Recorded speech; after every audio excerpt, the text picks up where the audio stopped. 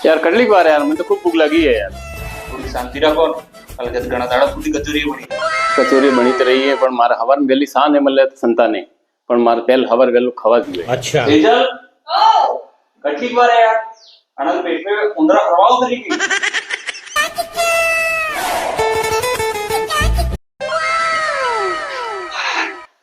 આવલા intra પર કચોરી રાખ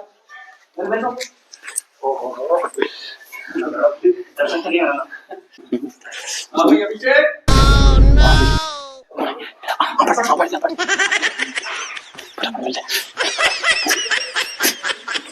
अरे घरे सो